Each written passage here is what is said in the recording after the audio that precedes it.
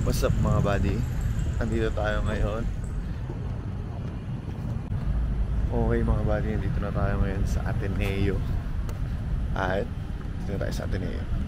At we're gonna watch Bar Boys.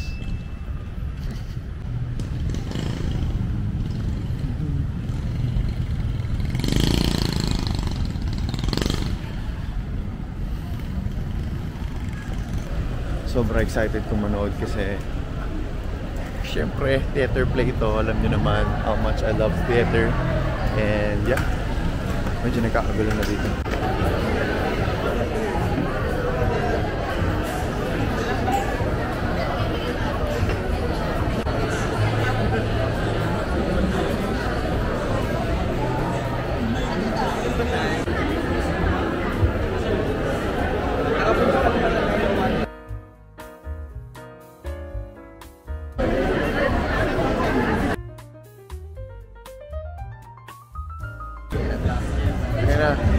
Kuya DJ, thank you. Wala ako dito ngayon kung wala si Kuya DJ. Tatandaan niya mga kaibigan.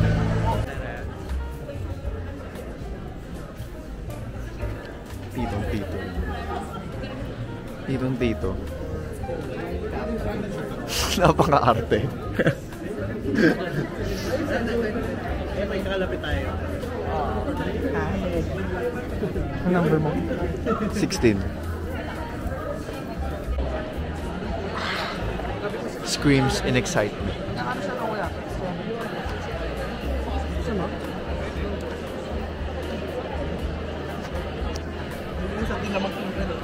Makita ko lang yung stage. Ang saya ko na. Not gonna lie.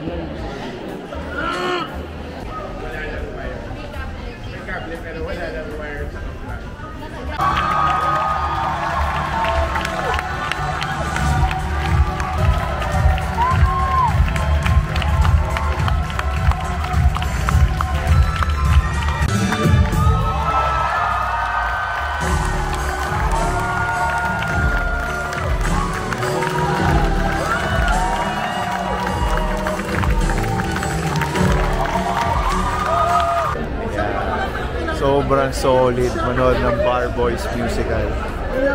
Sobrang solid na mga message, sobrang solid na mga bars.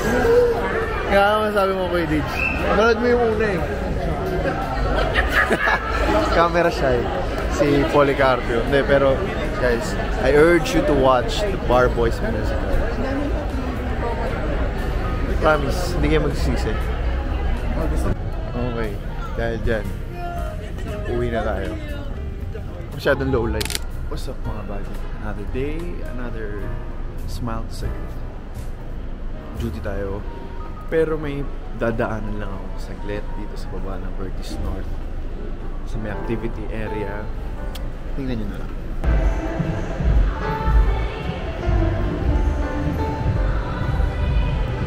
Tara. Hi ma'am, pabili po.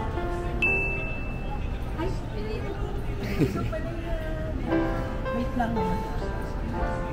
Bibili po sana ng charms, ma'am. Ano ang magandang pampaswerte? Kababalik lang namin gano'n. Oo nga po. Kasi bibili na po dapat ako, nawala naman po kayo. Sabi ko, ay, sige, next time. Iba yun nakalagay dito. Parang perfume at chaplan. Kaya nag-message po ako sa Instagram nyo eh. Ano po ba magandang charms, ma'am? Pampaswerte.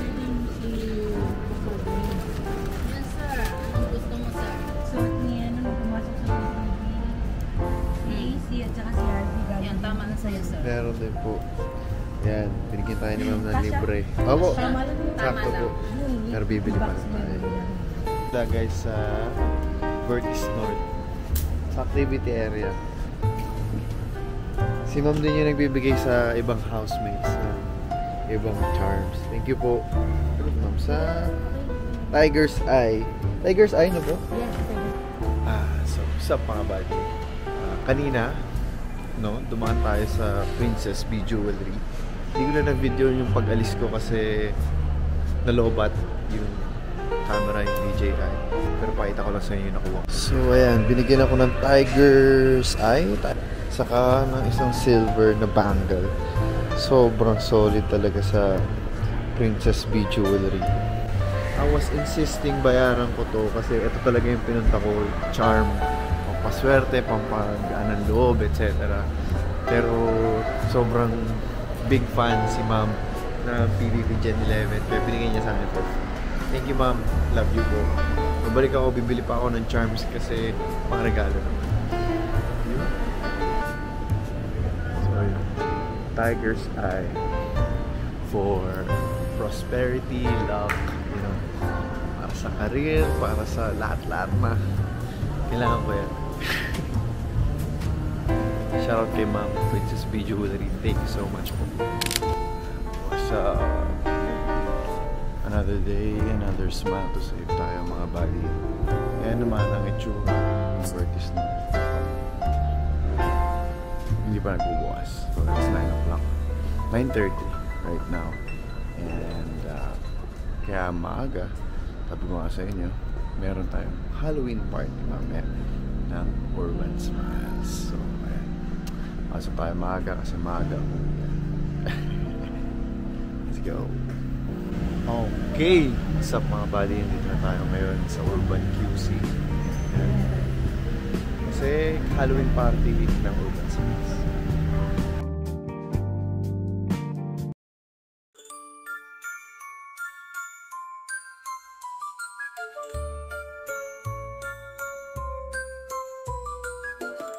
There's a house upon the hill, full of ghosts who laugh and chill. Spiders crawl and shadows creep, but don't be scared, it's fun, not deep. Knock, who's inside? Let's explore, no need to hide. With every creak and spooky sound, Halloween magic is all around. Bats fly by the dusty door, bones rattle on the wooden floor. Candles flicker, cold winds blow, but it's a play. Another day, another tooth we can save. Hindi ko alam. I'll polish that. Papalit pa ako mamaya para sa mismong event. Dental pa rin, pero okay. Nandito na tayo ngayon sa St. Luke's. Pero pupunta tayo yung Medical Arts Building. I believe we're here for consultations and I don't know. Pero tingnan, mag-freshen up lang din ako siguro. Freshen up a bit. Wearing white coat on a hospital feels so good. I ain't gonna lie. Feels divine. Panis. White coat ka sa hospital sa St. Luke's pa.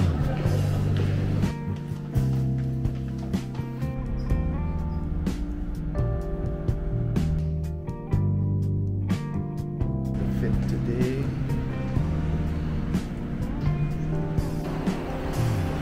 What can I say?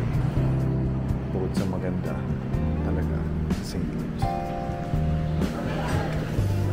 Chef pastries. Okay, bumili ako dito sa Chinese food na Fantao. Kasi wala, for snacks, breakfast, ganyan.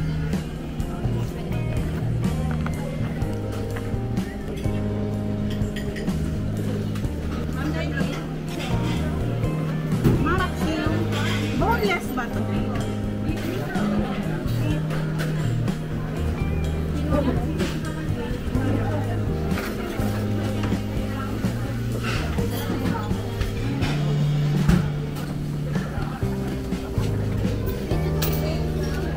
The rice looks hefty. Tapos I'll eat the chicken kebab.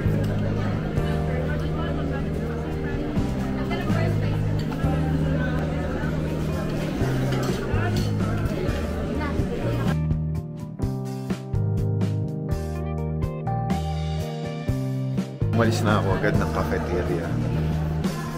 Kasi the more that I stay there, the more ako mapapakain. Okay na ako dun.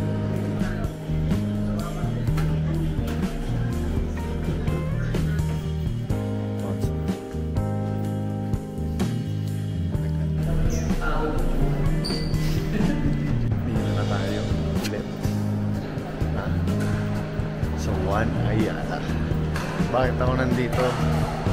Well, duty lang tayo mga boss. Alipin ang salapi. Another day, another tooth to save, pero hindi pa rin tapos ang araw na.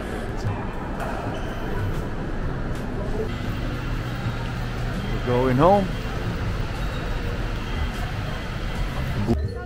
Okay guys, kain tayo ngayon dito.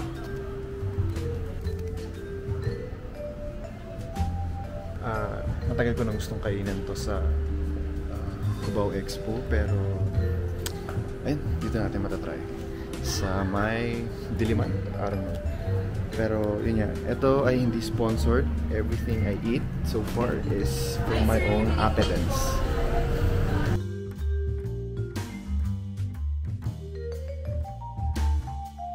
Rice, sir, and sides. Ito, sir, yung for sharing With lechon rice. Okay, sir. And So ay 3 cheese pizza. okay, sir. Tapos water na. Okay, sir. 3 cheese spice beef, sir. Thank you po.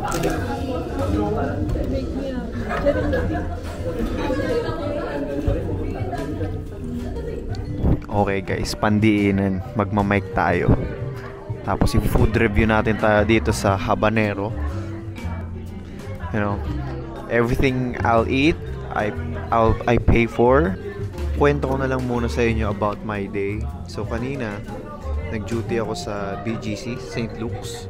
And I have to say, it's very empowering.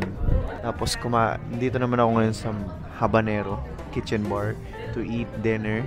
Kasi it's my appetence. It calls me. At tagal ko nang kinikrave mag-habanero. Rate natin sila. Concept po is biscuit.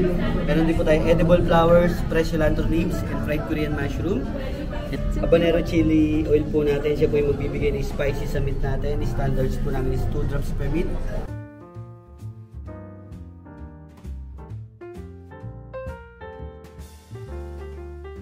To taste this bad boy.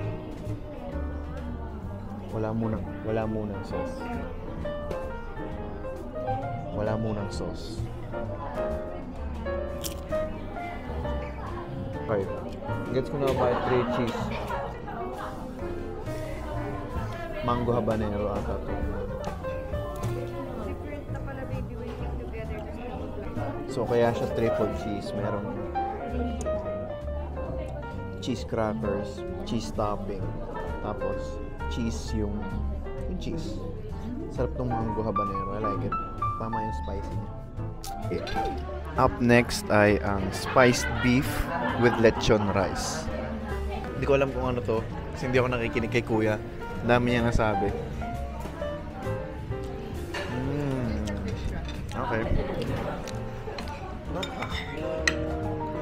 Samahan ko na rin ng mushroom.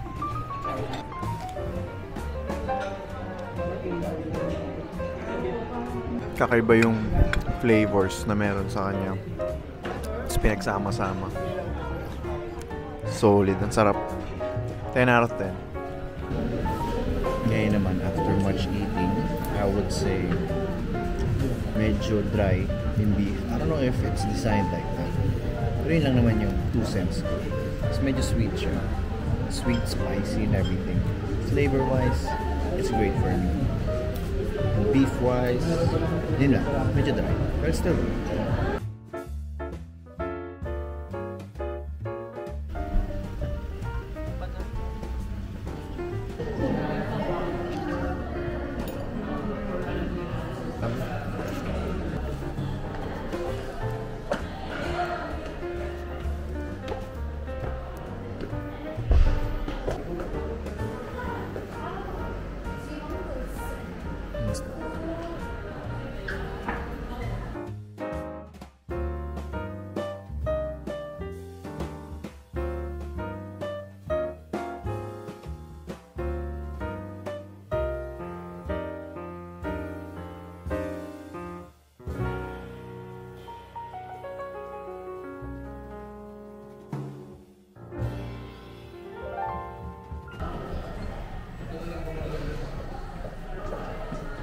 Naman tayo ngayon sa Good Pastry for dessert kasi, you know, I got a sweet tooth and kahinaan ko ang pastries. You already know.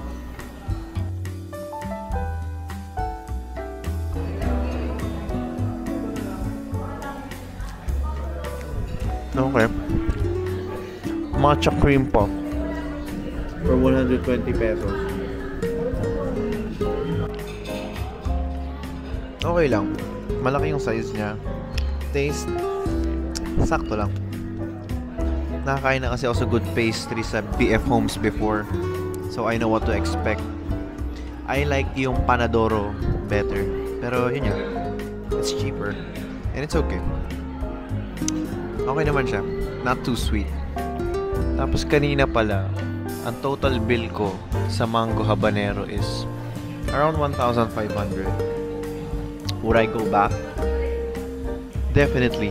Pero not solo. I would bring my friends kasi gusto ko matry yung lechon nila. Yeah. Mas masarap. I think mas masarap kumain dun pag by group kesa solo. Yun lang naman.